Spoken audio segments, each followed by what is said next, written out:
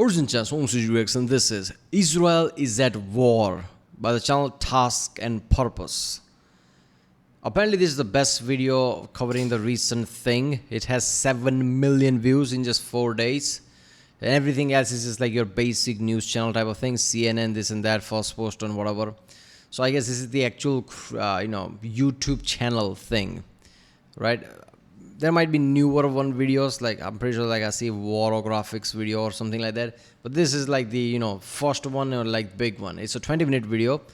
I'm hoping this will cover all the issues about right now. I saw the video about Israel Palestine, but it was like a old video, just kind of briefly explaining it. This is about the current thing, like pretty sure it's going to go in detail about how it triggered, why it happened, was it planned, not. Most importantly, Mossad, how the fuck they screwed this up? Because if I remember correctly, there was a thing like Mossad in certain areas are the best spy agency in the world. Like they're that good. And I'm like, okay, it's better than CIA and a lot of US agencies. How does that work? But they were in certain areas. Then I realized that, Israel and Palestine is constantly in the war, that they have to be best. But yet, somehow they failed. Didn't see this coming. And also the Iron Dome. Pretty sure Real Life Lord made a video and I reacted to it a few years ago about how Iron Dome is just like untouchable or something, makes them invulnerable or something. But I guess there's a limit. If you launch thousands of missiles, not all of them are going to get intercepted, is it? So that also kind of failed. So yeah, this is all insane thing. It's like 6th or what is this, 7th day right now, right? Yeah, 4 or 5, I don't know what it's a, but yeah, it's like 5th or 6th day, and it's just getting intensified over and over. And fake news is like spreading through Twitter and things, like how the Prime Minister of Israel is like hospitalized, this and that. All the fake news is really high there as well, which I don't get. Like, okay, Israel Palestine is at war, right? I'm pretty sure none of them are spreading fake news. So why does other country care in either way that they would spread fake news? You don't have any political game in this one. It's not about your country, and yet you're still gonna spread. It's like just being a dick at this point. But I don't know. So let's go this one. Remember, people, flag Merrickson, don't forget to subscribe. So I know which type of videos to react to more. I'm still, I was still hoping the Real Life Lord would make a video about this. Like, Real Life Lord usually modern conflict type of thing. He usually posts a video, especially about the Ukraine thing. But I don't know. He might still do that. I'm waiting for that. But yeah, for now, let's go this one. Airstrikes inside Gaza. Israeli Prime Minister Netanyahu declared that Israel is officially at war with Hamas. He then gave orders to his security forces to retake any Israeli villages that have Hamas militants in them. Hamas military commander Mohammed Deif said, quote, "This is the day of the greatest battle to end the last occupation on earth," end quote. So according to Hamas, this is only the beginning of a very long battle that they've been planning for. Oh my god, that is true, right? Hamas literally, like, this is like one of those like Spec Ops type of, Jason Statham type of spy type of movie thing where they just saw in the first scene, he just goes to a certain area where like militants have occupied a place and took everybody hostage type of shit.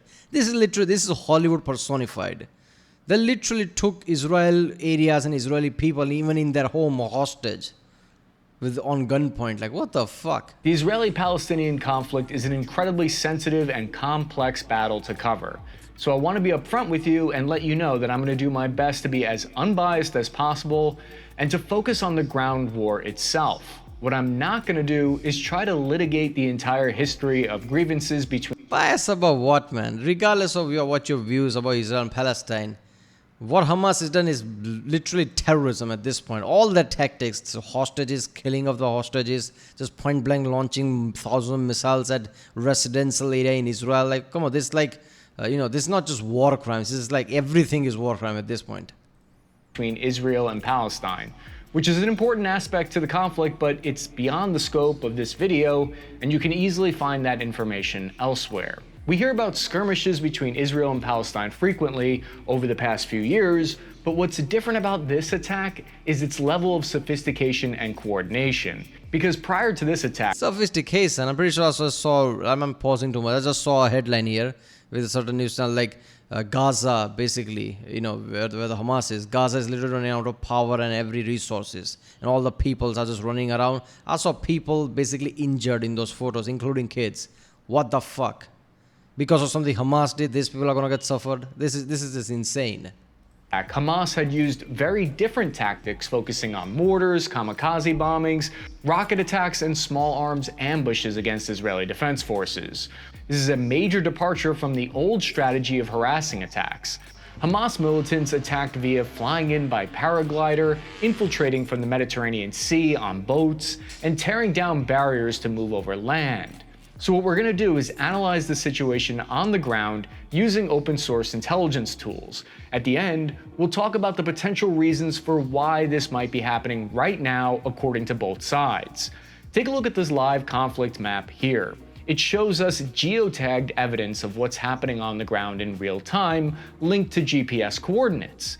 This Israeli checkpoint appears to have been overrun about 10 kilometers away from the 1950 Armistice Agreement line at the Gaza Strip.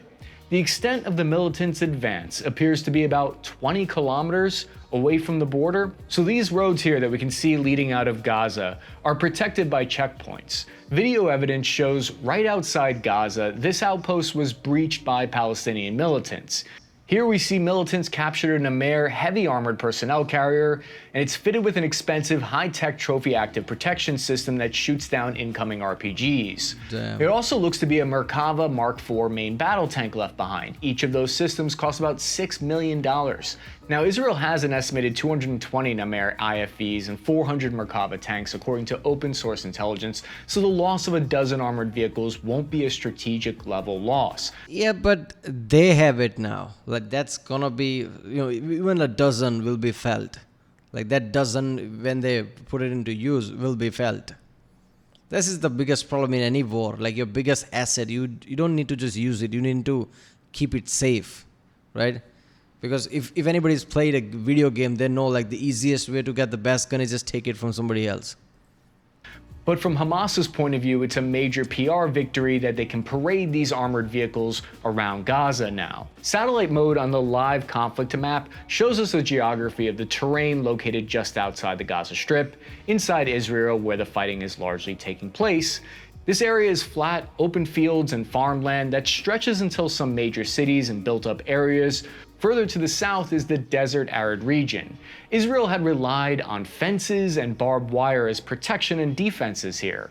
They possibly didn't expect an organized attack pre-planned to destroy these obstacles. The southern region of Israel is one of 6 different regions in the country. Its population in the southern region is about 79% Jewish and 12.7% Arab and Muslim. The population of the southern district is just over 1 million people, and its area is 14,185 square kilometers. It's the largest district in terms of land area, but the most sparsely populated. It covers most of the Negev desert as well as the Araba Valley. Looking at these Israeli outposts that are being overrun and attacked, they remind me of the outposts I lived on when I was in Iraq. We're talking about small combat outposts with likely 2 squads of 20 soldiers or a platoon of 40 soldiers rotating through the outpost. The way it works is 40 soldiers are on duty, manning guard towers, doing patrols, while the other 40 are off duty from the rotation, possibly back at a larger base. Obviously not many troops here protecting these areas.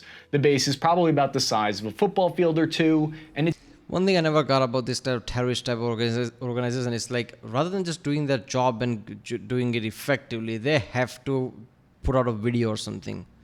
Now selfie cameras are there, so they're just gonna put out every video about everything. Look at it like propaganda. I get it, like propaganda, but still, like I don't know. They always do that first. Like you'll always expect something like that. its main defense is that it's surrounded by slabs of concrete walls that are 12 feet high and several inches thick, so they're rated to stop small arms and RPGs. This type of outpost has a major weakness though, its entrance gate, where the concrete stops and opens up. An outpost like this would have between 4 and 8 armored vehicles likely stationed here. Gun battles are raging here where the IDF is pouring in to try to reclaim these outposts. Checkpoints will be located strategically along the roads leading out of Gaza here. Each are equipped well enough to slow down a major offensive, but they're not really designed to stop an overwhelming force, and clearly they were caught by surprise.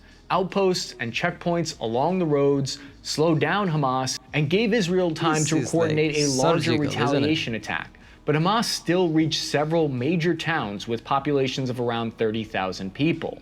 You can see here in the live conflict map that all of the orange tags inside of Gaza Strip that you're looking at here are Israeli retaliatory strikes, including artillery and air sorties. Some of the icons show helicopters, which tells us that Israel's AH-64 Apache attack helicopter is going to work on targets inside Gaza, with the AGM-114 Hellfire missiles or Hydra rockets. Israel has a total of 81 attack helicopters of different varieties.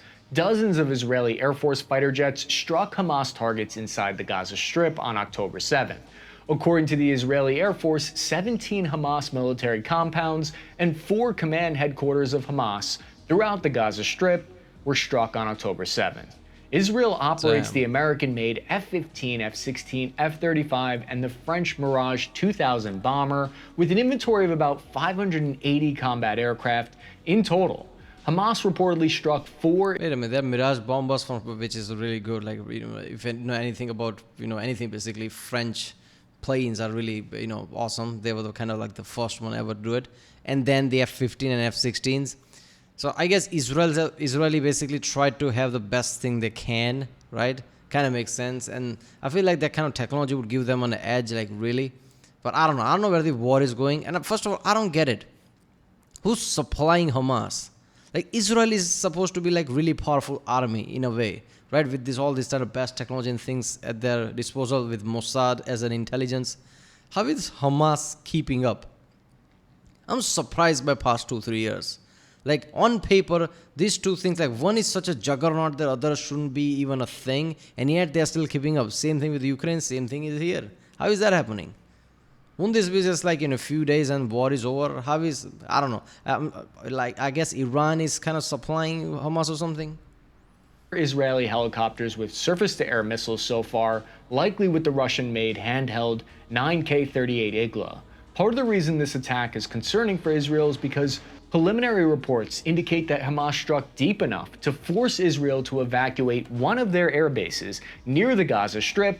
According to this video evidence that we see here, jets are being moved to safety. Reports on the ground claim Hamas gunmen are opening fire on any Israeli cars that pass by in the town of Sderot.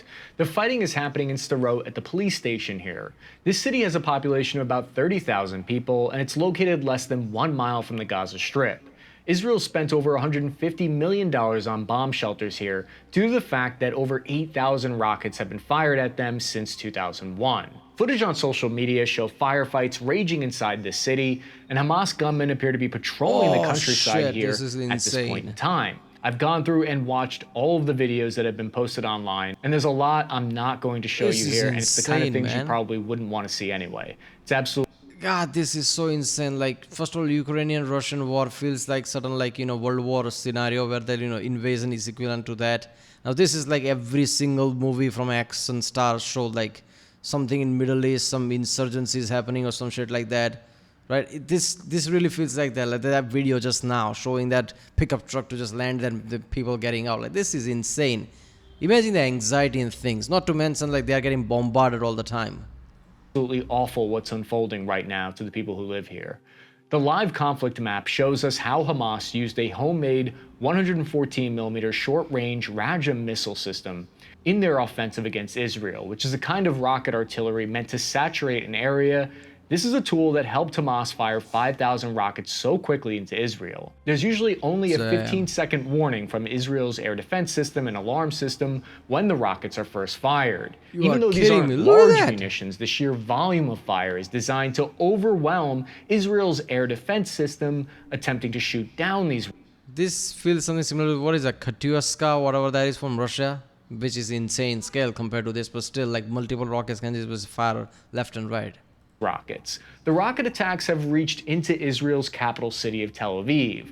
This live update shows internet activity has gone down inside the capital from the attacks.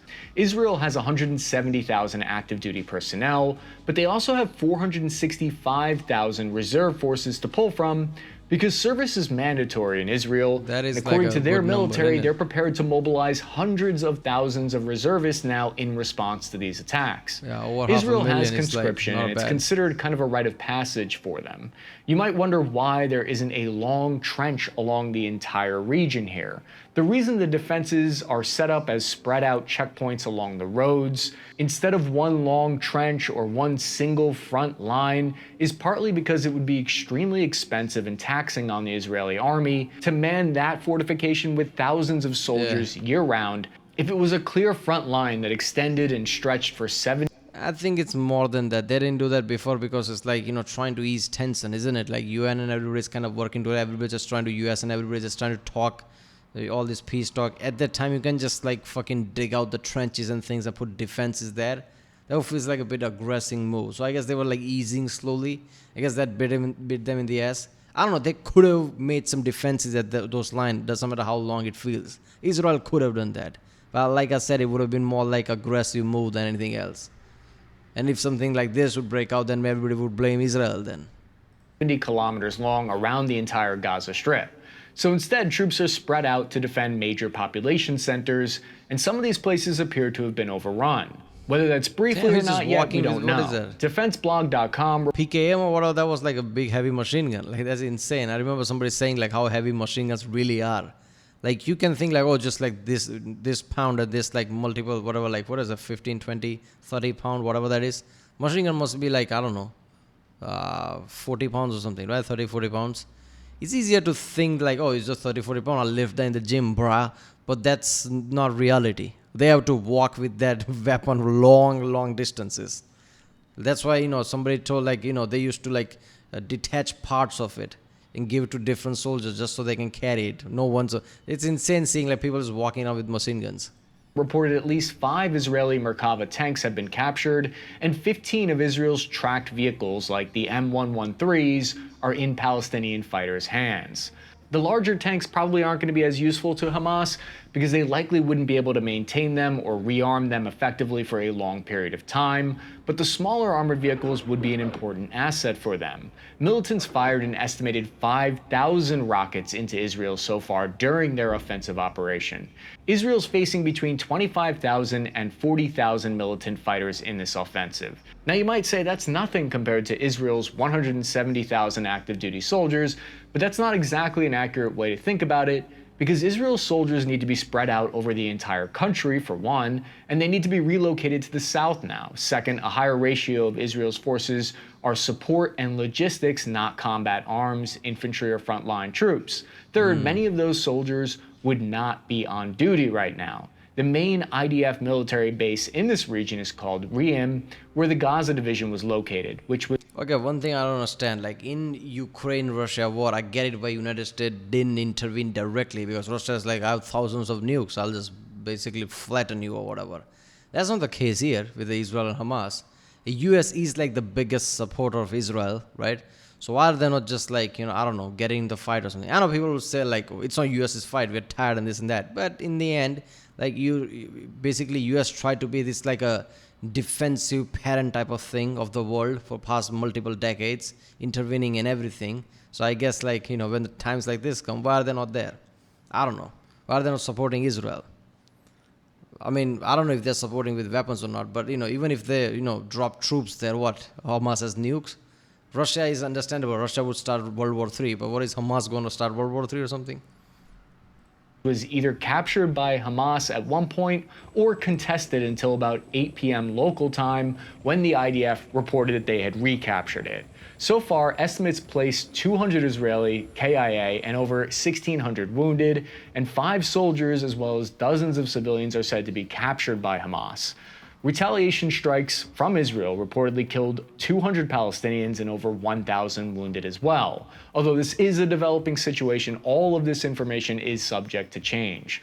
One of the ways we can confirm the extent of the offensive is satellite imagery of fire caused by the fightings, as seen here. The furthest extent of the fighting seems to be the town of Afkim in Israel with a population of 34,000 people. Sentinel imagery. You can see fire? What the fuck?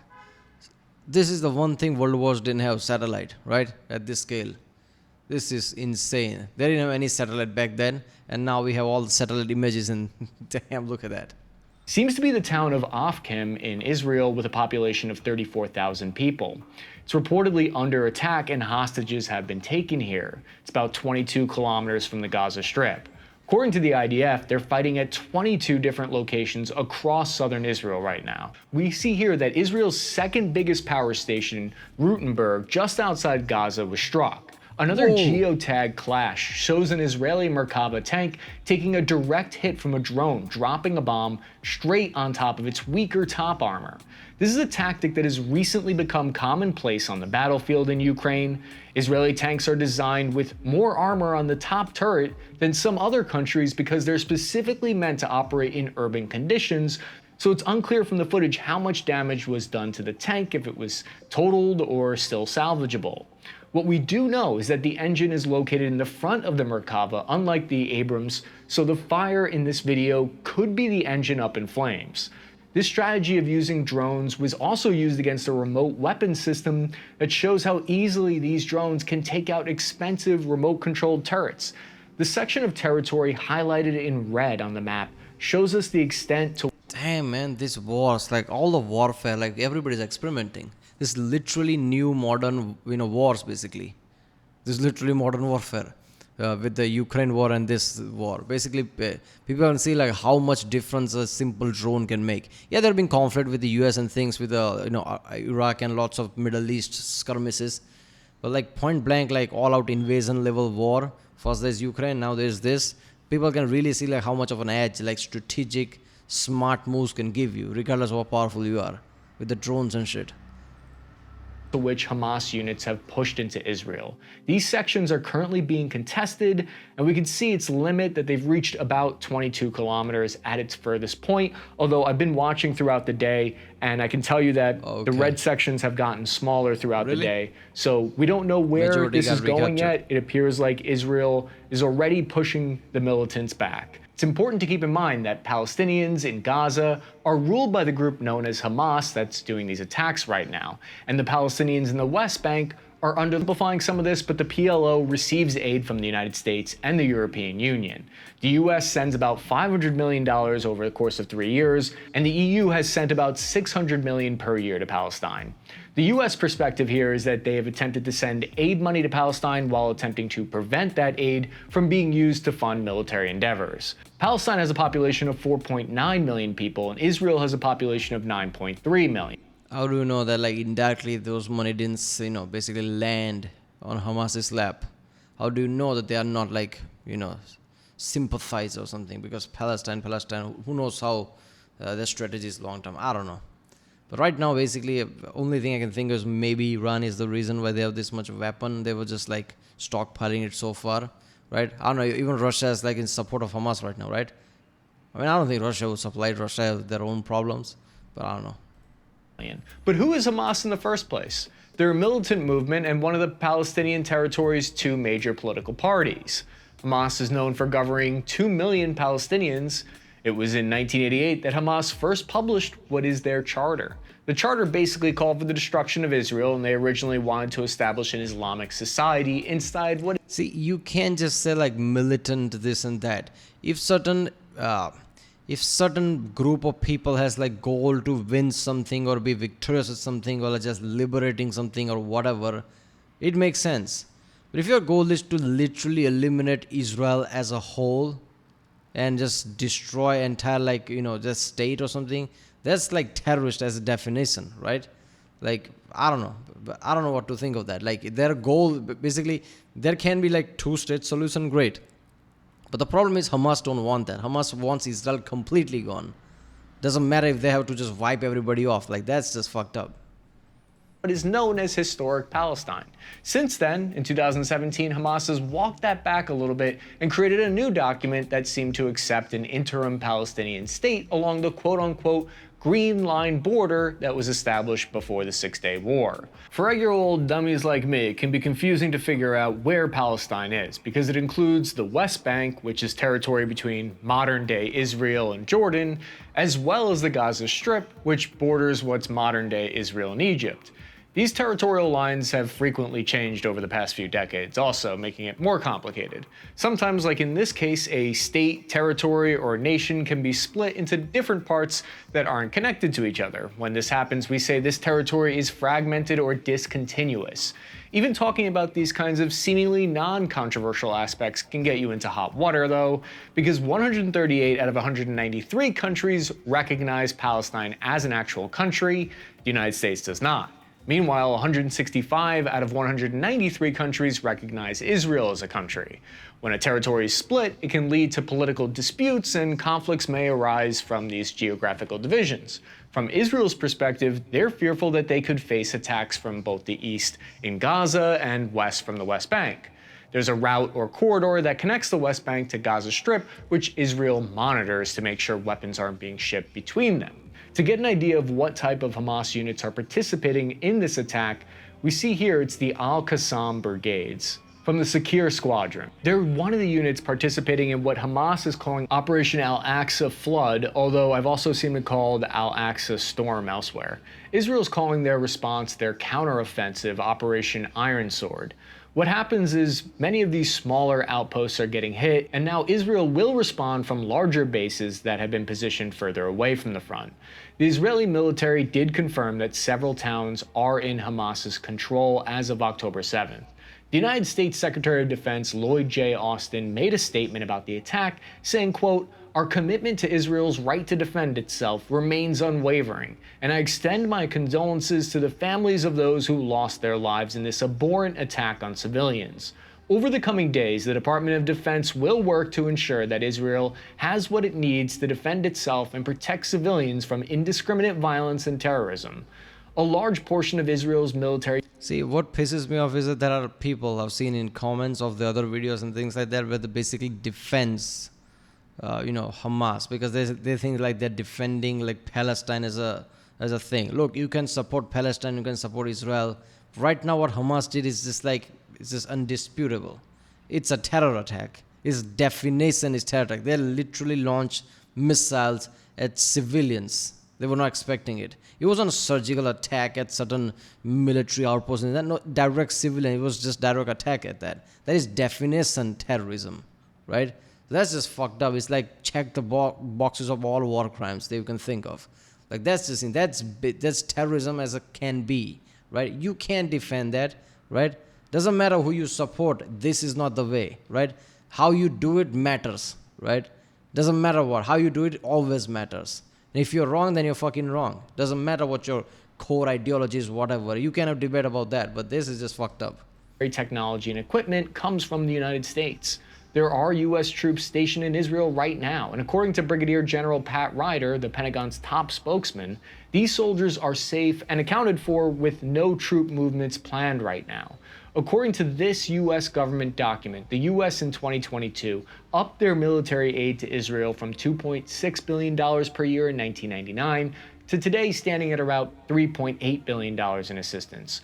Part of this aid was designed to make Israel's defense more self-sufficient, stating, quote, "U.S. military aid also has helped Israel build its domestic defense industry, which now ranks as one of the top global arms exporters. Israel spends 4.3% of their $488 billion GDP on defense, or about $23 billion in 2022. Hamas, on the other hand, likely spends $1 billion annually and receives their funding from a various assortment of nations, including Iran. In fact, the U.S. State Department claims Iran provides $100 million to Hamas each year. Although U.S. sanctions against Iran after pulling out of the Iran nuclear deal might have limited this number more recently.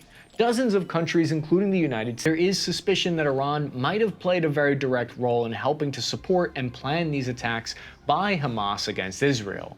Why now? The suggested reason is that Iran is trying to prevent their main rival, Saudi Arabia, from normalizing ties with Israel. On the other hand, Palestinian news outlets claim the attack is because 2023 has been the deadliest year for Palestine in over 2 decades. So Iran helped Hamas by attacking all the civilians, causing all these deaths because of Saudi Arabia. What is this, fucking daily soap? Trying to one-up everybody? What the fuck? With 200 Palestinians being killed this year. So from Palestine's point of view, they're claiming that They say that this is because of atrocities committed by Israel. It could be a combination of several different factors. The United States would like to see Saudi Arabia and Israel sign some kind of agreement to normalize relations. According to the Saudi Crown Prince Mohammed bin Salman, they're getting closer and closer to reaching a deal between Saudi Arabia and Israel. That alliance would have been very bad news for Iran. Since 2020, there's been a group of different Arab countries, including and led by the United Arab Emirates, that have opened up diplomatic relations with Israel. This is a concept known as rapprochement that's important to understand here. Rapprochement basically means an establishment or resumption of harmonious relations between two countries. And it appeared like the Middle East was possibly heading towards resolving some long-held disputes. The Saudi Foreign Ministry put out an official statement and called for an immediate— I mean, look, there is a saying like, before it gets better, it gets really worse. So what if this conflict somehow just dominoes fall just right, then Middle East becomes more peaceful in the future? Who knows? But so far it just looks fucked up. It looks opposite of peaceful. immediate halt to the fighting, protection for civilians, and they also noted its previous warnings to Israel about the effects of its ongoing occupation of Palestinian territory. That's what Saudi Arabia said. Here's footage of Iran's parliament yelling death to Israel, which might be why people believe Iran planned this attack.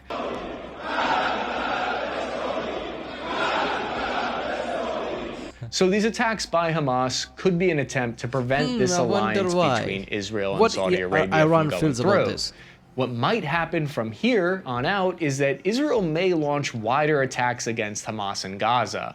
I mean, if we look back at the 2008 conflict in Gaza, the war zone run by Tyler Rodgeway pointed out that at that time, Israel launched a 15-day-long ground assault into Gaza on January 3rd, 2009, and that attack resulted in 1,440 Palestinians being KIA and only 13 Israeli deaths. And according to a 2009 U.S. Congressional Research Service report, quote, Israel's technological superiority and reliance on heavy armor and firepower contributed to a wide disparity in casualties. So it's possible that we could see that happen again. It's also— I don't think that's gonna happen again, because I feel like they have learned the lesson. This was more surgical. This was thought out attack. And I feel like they would have known things, like they would expect what Israel is going to do. Not saying that Israel is going to have less casualties compared to Hamas, but it's not going to be as it was in 2009. That's the fucked up thing.